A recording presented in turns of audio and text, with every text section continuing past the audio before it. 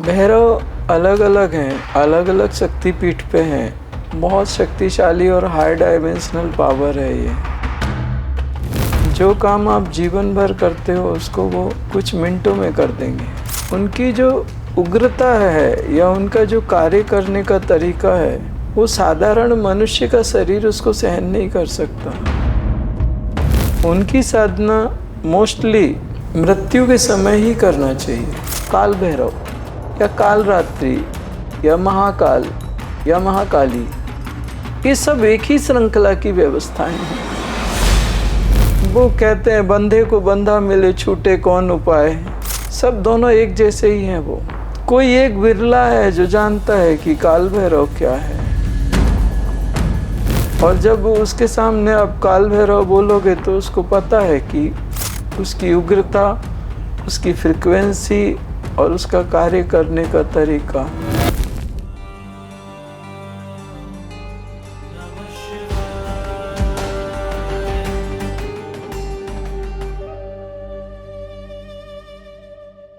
काल भैरव कौन है और उनकी साधना कैसे होती है? आपने खुद बोला काल भैरव। भैरव हैं, वो काल से जुड़े हुए हैं। काल से जुड़ी हुई जो मुख्य शक्तियां हैं, एक तो महाकाल है, महाकाली है और एक काल भैरव है। भैरव अलग अलग हैं, अलग अलग शक्तिपीठ पे हैं, भगवान शिव के ही अंश हैं। लेकिन काल भैरव सबसे फास्ट है और इनका कार्य करने का तरीका बहुत उग्र है, बहुत फास्ट है। लोग काल भैरव का नाम लेते हैं लेकिन काल भैरव बहुत शक्तिशाली और हाई डायमेंशनल पावर है ये। इसको सहन कर पाना या इसको समझ लेना बहुत कठिन है। काल भैरव आपको जो काम आप जीवन भर करते हो उसको वो कुछ मिनटों में कर देंगे। जो साधना आप एक जन्म तक करते हो वो कुछ मिनटों में वो आपको करके दे देंगे। लेकिन उस समय आपकी जो हालत होगी वो ये नहीं देखेंगे आपका शरीर के साल में गया। एक्चुअल आप जो काम एक जन्म में करते हो 50 साल में करते हो वो 50 मिनट में कर डालेंगे। लेकिन उस समय जो आप समझिए कि जो 50 साल की व्यवस्था 50 मिनट में होगी तो उस समय आपके शरीर की हालत क्या होगी। आप बहुत उग्र हैं वो। और उनकी साधना मोस्टली मृत्यु के समय ही करना चाहिए क्योंकि हमें काल से परे जाना है। साधारण व्यक्ति उन तक पहुंच नहीं सकता। जो लोग काल भैरव की बात करते हैं या इसको करते हैं वो एक्चुअल ज़्यादातर लोग कुछ होंगे जो काल भैरव के बहुत अच्छे उपासक होंगे, क्योंकि काल भैरव उनकी जो उग्रता है या उनका जो कार्य करने का तरीका है वो साधारण मनुष्य का शरीर उसको सहन नहीं कर सकता। उनकी अपनी प्रचंडता है, उनके अपने काम करने का तरीका है, वो उस समय को बहुत तेजी से मूव कर देते हैं। उनकी ऊर्जा प्रचंड है। उस समय कर्मों से मुक्ति, एक व्यक्ति मर ही तो रहा है, थोड़ी देर में तो वो मर ही जाएगा और मृत्यु का कष्ट तो हो ही रहा है उसको। तो क्या मृत्यु को मुक्ति में बदला जा सकता है? कष्ट ज्यादा अभी उसको मृत्यु का कष्ट तो होगा, तो उस समय कष्ट को ना देख के वो अगर उन शक्तियों का आवाहन करे कि अब मरना ही है, अब तो कष्ट होना ही है, तो अब जो भी समय बचा है मेरे पास, अभी अंतिम सांसें चल रही हैं,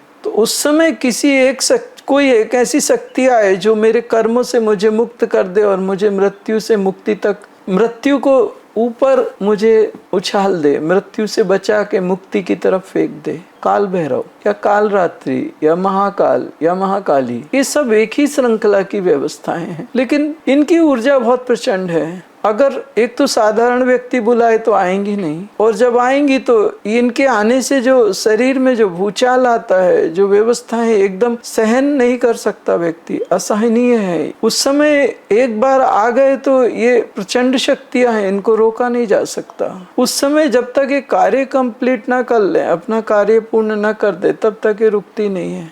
और जिन्होंने इसको अनुभव किया है वो जानते हैं और वो कहते हैं कि मत करना, बहुत बहुत उग्र है, मत करना, सहन नहीं कर पाओगे, मत करना, मैंने जाना है, मैंने अनुभव किया है, तुम मत करना। क्योंकि उनको मालूम है और लोग, उनको लगता है कि काल भैरव बड़ा नाम है और कुछ लोग कहते हैं चलो काल भैरव करेंगे ना, वो करवाने वाले जानते हैं कि काल भैरव की उग्रता क्या है और न करने वाले जानते हैं। बस वो कहते हैं बंधे को बंधा मिले छूटे कौन उपाय। सब दोनों एक जैसे ही हैं। वो कोई एक बिरला है जो जानता है कि काल भैरव क्या है, और जब उसके सामने आप काल भैरव बोलोगे तो उसको पता है कि उसकी उग्रता, उसकी फ्रीक्वेंसी और उसका कार्य करने का तरीका। वो अंतिम समय में मुक्ति के लिए, उस समय अंत वो मर ही रहा है, वो सब कुछ खत्म हो रहा है उसका, अभी उसको तो कष्ट होना ही है मृत्यु का। उस समय अगर इन शक्तियों का आवाहन किया जाए और कहा जाए कि अब तो हो ही रहा है, शरीर छूटने ही वाला है, अब आप कर लो जो करना है और इन कर्मों को नष्ट करो, तो वो एक थोड़े से समय में पूरे जीवन का जो जन्मों जन्मों के जो कर्म होते हैं उनको डिस्ट्रॉय करना शुरू करता है। उस समय वो जीव तड़पता है, उस समय वो शरीर तड़पता है, तो वो तड़पने दो, क्योंकि अब मृत्यु ही होने वाली है। उस समय उस पीड़ा को ना देखा जाए, उस समय ये देखा जाए कि कर्म नष्ट हो जाएंगे और ये जीवात्मा मुक्त हो सकती है। वो काल भैरव उस समय थोड़े समय में मुक्ति दे देता। क्या कभी ऐसे होता है कि शरीर तो गया,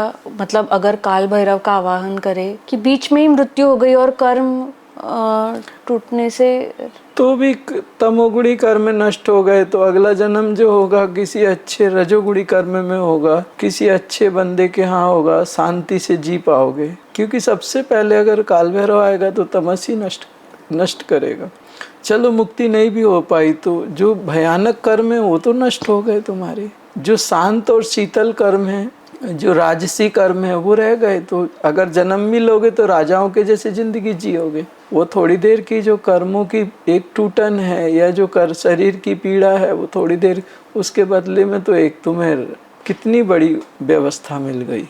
तो क्या अगर साधक मुक्ति चाहता है तो क्या गुरु काल भैरव का आवाहन करके साधकों को मुक्त कर सकता है उसके जाने के समय, या उसको मोक्ष प्राप्ति हो सकती है? गुरु उस स्थिति का होना चाहिए। दूसरी चीज, अगर गुरु के साथ आप रहते हो तो वो आपके मृत्यु की प्रतीक्षा नहीं करता कि जब आप मरोगे तब आपके कर्म नष्ट होंगे। वो पहले से ही उनके कर्मों को नष्ट करना शुरू कर देता है। अगर गुरु का सानिध्य है आपके पास तो मृत्यु की प्रतीक्षा नहीं करता कभी गुरु। वो तुम्हें मृत्यु के पहले मरना सिखा देता है और वो तुम्हें हर दिन हर समय तुम्हारे कर्मों का नाश करता रहेगा। वो गुरु झूठा है जो मृत्यु के समय तुम्हें मुक्ति की बात करे। बहुत बार ऐसा होता है कि साधक मोक्ष चाहता है या मुक्ति चाहता है, लेकिन उसके कर्म रहते हैं। तो क्या अगर वो ऐसे चाहता है तो क्या काल भैरव की साधना से या काल भैरव का आवाहन करके या और कुछ साधनाओं से उसको गुरु मुक्ति दिलवा सकता है या मोक्ष की तरफ लेके जा सकता है? साधक की स्थिति उस स्तर की होनी चाहिए, क्योंकि मैंने फिर कहा हूँ हर कोई इंसान काल भैरव की ऊर्जा या महाकाली की ऊर्जा को सहन नहीं कर सकता। तो इसमें साधक उस स्थिति का होना चाहिए। दूसरी चीज, काल भैरव जो है उनकी तांत्रिक साधनाएं होती हैं, या महाकाली है उसकी तांत्रिक साधनाएं होती हैं। तो ये सब तंत्र से भरी हुई व्यवस्थाएं हैं। यहाँ पे साधारण व्यक्ति उतना उसकी उसमें पहुँच नहीं होती। ये प्रचंड शक्तियाँ हैं, प्रचंड साधनाएं हैं। तो उसके हिसाब से साधक भी होना चाहिए, गुरु भी होना चाहिए। अगर गुरु होता है तो वो हो सकता है। भैरव और रुद्र, इनमें क्या अंतर है? रुद्र एकादश हुए। जब रुद्र हुए उनके जो एकादश स्वरूप हैं, वैसे द्वादश भी हैं, उनको उसमें भी एक मतभेद हो जाता है कि द्वादश है, कोई कहता है एकादश। एक रुद्र मुक्ति देते हैं, प्लस इसलिए हो गए उसमें एक। तो रुद्र जो होता है, जब सती ने शरीर छोड़ा उस समय भगवान शिव उग्र हुए, बिना शक्ति का हुआ शिव, तब वो रुद्र हुआ। और जब वो अलग अलग दिशाओं में जाता था तो अलग अलग दिशाओं की ऊर्जाओं से मिलके एक उस रुद्र की ऊर्जा और अलग अलग दिशाओं की ऊर्जा मिलके एक नई व्यवस्था बनती थी। तो इसमें एकादश रुद्र हुए। एक स्वयं अपने आप में भगवान शिव थे जो पूरा समस्त ब्रह्मांडों को उन अपने अंदर लेके रखे थे। तो 10 दिशाएं और एक स्वयं परमात्मा, तो एकादश ऐसे हुए। ये रुद्र हुए जो शक्ति अभी उनको भगवती सती का शरीर जल गया है और जलने के बाद में भगवान उग्र हैं, वो रुद्र हैं। और भैरव जब शक्ति के शरीर के टुकड़े किए नारायण ने अपने सुदर्शन से, तो शरीर का एक एक टुकड़ा जहाँ गिरा तो वहाँ शक्ति स्थापित हुई। तो शक्ति फीमेल ऊर्जा थी, तो उसकी बैलेंस करने के लिए भगवान शिव ने अपना एक स्वरूप रखा, वो भैरव का स्वरूप रखा हर एक शक्तिपीठ पे। तो वो भैरव हुए। भगवान शिव से निकले हुए जो अंश हैं उसको भैरव कहते हैं। और रुद्र, जब भगवती ने सती ने शरीर छोड़ा और जो उग्रता आई भगवान में, उसको रुद्र कहते हैं, क्योंकि वो रौद्र स्वरूप था। जैसे ये दोनों व्यवस्थाओं का निर्माण हुआ तो उसके कुछ तो कारण होंगे, तो रुद्र के कार्य क्या है और भैरव के कार्य क्या है? जब भगवान के एकादश जो रुद्र होते हैं उनके अलग अलग सब्जेक्ट्स हैं। जब हम रुद्राभिषेक करते हैं तो उसमें वो संस्कृत के मंत्र हैं। अगर आप उनको अपने लैंग्वेज में अगर उसको आप कन्वर्ट करो तो आपको उनके कार्य मिल जाएंगे। एक एक रुद्र का अपना अलग अलग सब्जेक्ट है। और कहा जाता है कि अगर आपके जीवन में कोई बड़ी कुछ प्रॉब्लम आ रही है तो रुद्र की कृपा से आ रही है। तो उस समय अगर उस रुद्र की कृपा को उसको शांत कर दिया जाए तो आपके जीवन में वो प्रॉब्लम खत्म हो जाती है। रुद्र जो है वो क्रोधित है और उसके क्रोध से जो अग्नि बरस रही है और जीवन की जो ऊर्जा नष्ट हो रही है, जीवन नष्ट हो रहा है, क्योंकि वो रौद्र स्वरूप है। इसलिए तो वहाँ पे अपन रुद्राभिषेक करते हैं उसकी उग्रता को शांत करने के लिए। अब साधारण व्यक्ति को नहीं मालूम कि कौन से रुद्र की उग्रता है, तो वो क्या किया है, उन्होंने रुद्राभिषेक में सब रुद्रों के मंत्र डाल दिए और उनसे सब रुद्रों से प्रार्थना करी है कि भगवान हमारे शरीर की रक्षा करो, हमारे परिवार की रक्षा करो, हमारे धन दौलत की रक्षा करो, हमारे संतान की रक्षा करो, हमारे वंश की रक्षा करो, हमारे जानवरों की रक्षा करो, हमारे पूरे प्रॉपर्टी की जो भी है उसकी रक्षा करो। पूरे रुद्राभिषेक में मंत्रों के साथ यही है, रक्षा करो, रक्षा करो, आप शांत हो जाओ, आप शांत हो जाओ। तो रुद्र में अग्नि की ऊर्जा ज़्यादा होती है। जब आप उनको शीतल जल से अभिषेक कराते हो, दूध से अभिषेक कराते हो, घृत से अभिषेक कराते हो, मधु से अभिषेक, तो वो शांत होते हैं। उसको रुद्राभिषेक कहते हैं, जिससे रुद्र शांत होते हैं। और जब वो रुद्र शांत होते हैं तो हमारे जीवन पे और हमारे शरीर पे उसका बहुत प्रभाव आता है। ये मैंने अनुभव किया है। ये रुद्र का काम है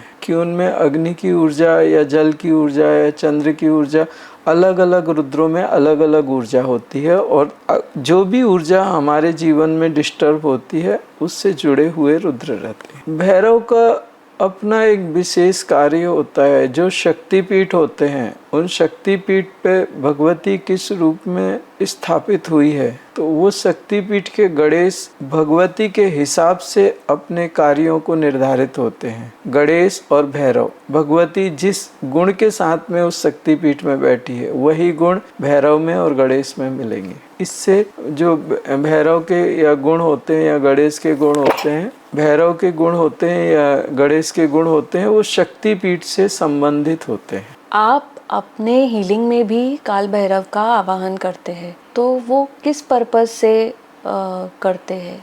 मैं मास हीलिंग करता हूँ, उस समय सैकड़ों लोग होते हैं।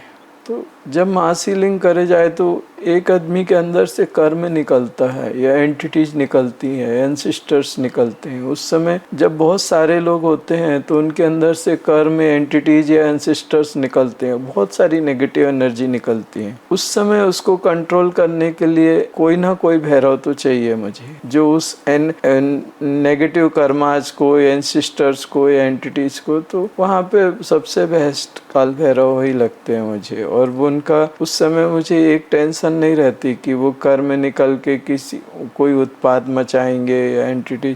काल भैरव उनके सबके बाप हैं। और जब काल भैरव आता है तो वो कर्म डिस्ट्रक्शन के लिए मुझे इजी होता है और वो बेस्ट है। मुझे उसमें सबसे बेहतरीन वो गुणवत्ता लगती है, इसलिए मैं उनका आवाहन, मैं जितने भैरव आवाहन करता हूँ उनमें एक काल भैरव भी है।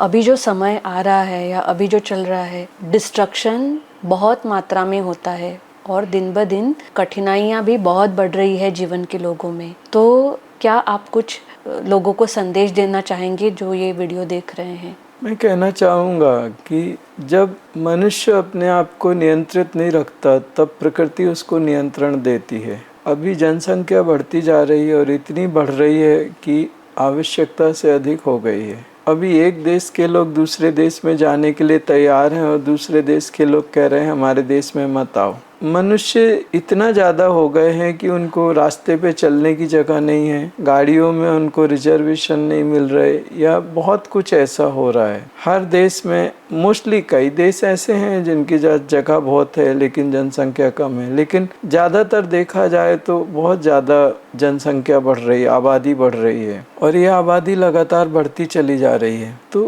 प्रकृति इसको नियंत्रण करेगी। एक स्थिति तक वो हमें नियंत्रित होने की अनुमति देती कि तुम ठीक से कर लो, लेकिन जब हम नहीं समझते तो प्रकृति हमें नियंत्रित कर। आज के समय में साधन कम है और लोग ज़्यादा हैं तो संघर्ष बढ़ रहा है। एक व्यक्ति का दूसरे व्यक्ति से संघर्ष बढ़ रहा है, एक देश से दूसरे देश का संघर्ष बढ़ रहा है, एक समाज का दूसरे समाज के साथ संघर्ष बढ़ रहा है। सब अपनी अपनी व्यवस्थाओं को महत्व दे रहे हैं और दूसरे का संहार करने की कोशिश कर रहे हैं। अभी हमारे अंदर एक उग्रता आती जा रही लगातार और हमारे अंदर से शांति और शीतलता खत्म होने लगी है। हमारे मन में जब शांति खत्म हो जाती है तो हम लड़ाई झगड़े बहुत करते हैं। एक शांत व्यक्ति जो अपने आनंद में डूबा है उसको आप बोलो लड़ाई झगड़ा करो, वो कभी नहीं कर सकता। जिसके हृदय में शांति होगी वो कभी झगड़ा नहीं करेगा, लेकिन जिसके हृदय में शांति नहीं होगा वो झगड़ा करेगा।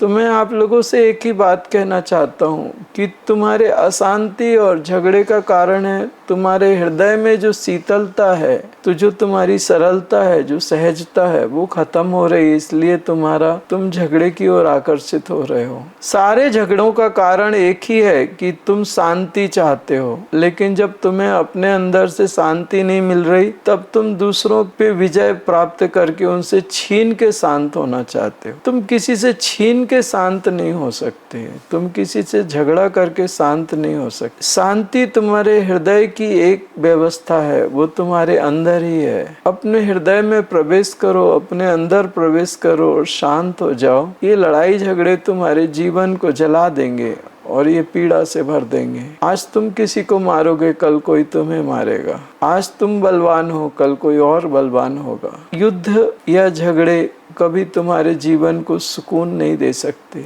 तुम इस प्रकृति को भी नष्ट करोगे, लोगों को भी नष्ट करोगे और अपने अंदर एक जो शीतलता है, जो सहजता है, जो सरलता है, जो प्रेम है, जो आनंद है, जो सुकून है, उसको तो तुम कर ही डालोगे खत्म। ऐसा मत करो। अपने अंदर की शांति को अनुभव करो, जियो और जीने दो। मिस यू है।